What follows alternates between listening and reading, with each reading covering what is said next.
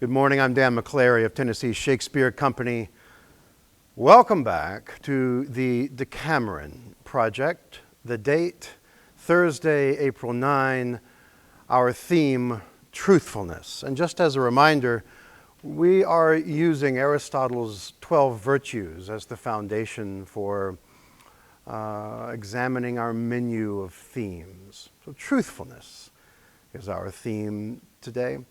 On this date, in 1859, Mark Twain, Samuel Clemens, Mark Twain earned his steamboat pilot's license. Can you imagine, this is 1859, can you imagine traversing the Mississippi River, which our fair city overlooks, in 1859, and what's about to come in the 1860s? Imagine, and this is our theme of truthfulness, imagine what his excitement must have been like to be on a very, very dangerous body of water. If you've ever been on any body of water that's moving, you know that there is inherent dangers, and sometimes you're surprised because you didn't know they will lay there. Well, keep that in mind, because he touches on something truthful and foundational, probably for all of us, probably for you, as we all embark on something that excites us. And then after about a quarter of a century, Mark Twain writes a shorter piece called Two Ways of Seeing a River. This is 1883, and it lies between his creation of Huckleberry Finn and Tom Sawyer. This is about a quarter century after he gets his pilot's license. This is Mark Twain. Now, when I had mastered the language of this water and had come to know every trifling feature that bordered the great river as familiarly as I knew the letters of the alphabet, I had made a valuable acquisition. But I had lost something too.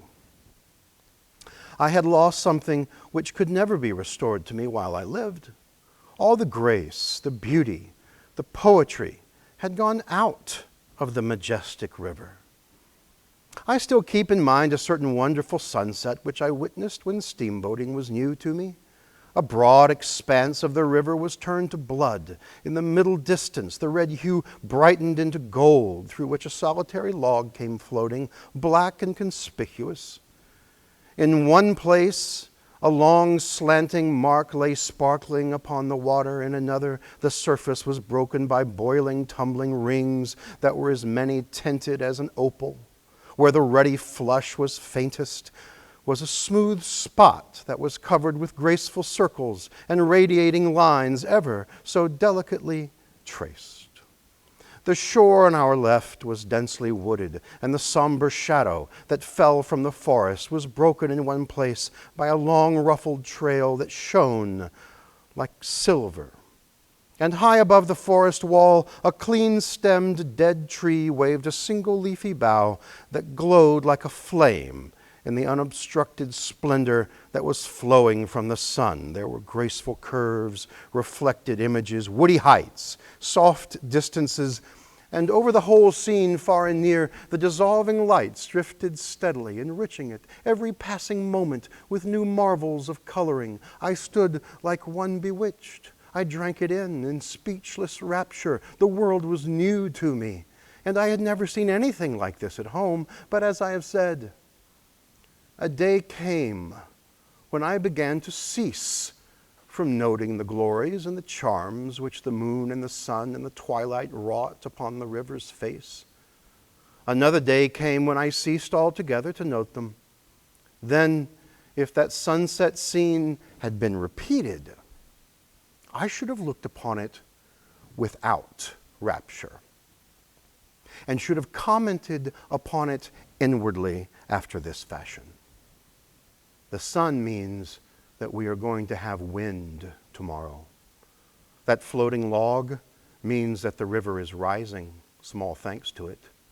That slanting mark on the water refers to a bluff reef which is going to kill somebody's steamboat one of these nights.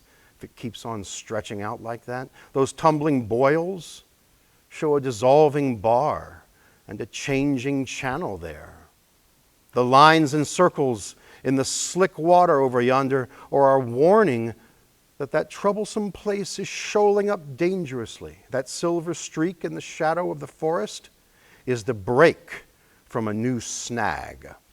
And he has located himself in the very best place he could have found to fish for steamboats. That tall dead tree with a single living branch is not going to last long. And then, how is a body ever going to get through this blind place at night without the friendly old landmark? No. The romance and the beauty were all gone from the river. All the value any feature of it had for me now was the amount of usefulness it could furnish toward compassing the safe piloting of a steamboat. Since those days, I have pitied doctors from my heart. What does the lovely flush in a beauty's cheek mean to a doctor but a break that ripples above some deadly disease? Are not all her visible charms sewn thick with what are to him the signs and symbols of hidden decay? Does he ever see her beauty at all? Or doesn't he simply view her professionally and comment upon her unwholesome condition all to himself? And doesn't he sometimes wonder whether he has gained most or lost most by learning his trade? It's Mark Twain. King Lear. Well, we could do several months or years on King Lear. Of course, it's not Shakespeare's invention, the play. He may well have acted in an earlier version of it. But I'll do just a bit for you now from an outsider in the play. And it comes soon after a very long first scene in which the king of the Britons, Lear, says that in a famous exchange with his youngest daughter, whom he adores, in his materialistic world, says, in response to her response to him, how much do you love me? He says, nothing will come of nothing, he says, from his material world. A man who has everything, a kingdom, things, money, family, daughters. And here's a young man who has nothing.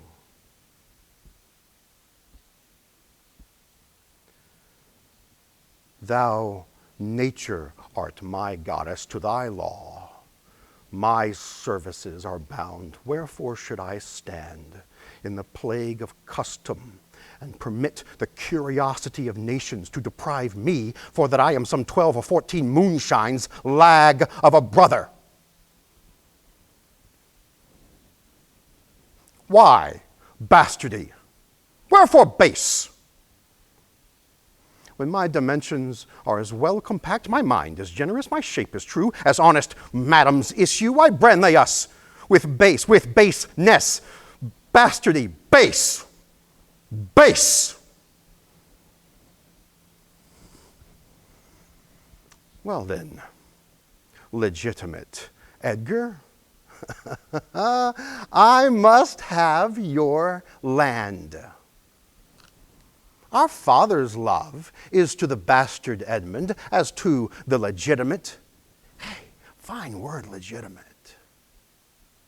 Well, my legitimate.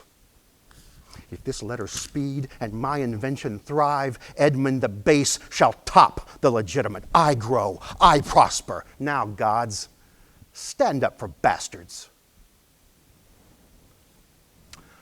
Well, I made an internal cut in that for younger ears, but also to get at the heart of it. Edmund usually gets the royal treatment when it comes to defining villainy in Shakespeare's canon. And I don't overlook that. But listen, Edmund comes dangerously close to owning the kingdom by the end of the play. And here is a young man who, again, has nothing. He has no title, no place, and no one. He is the other. He is the outsider.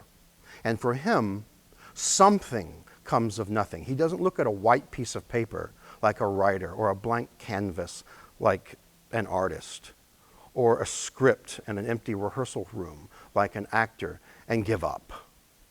He doesn't focus on the blankness. He focuses on who he is and who he can be and what is to be done next. And frankly, Lear, who has everything, has to lose everything, doesn't he?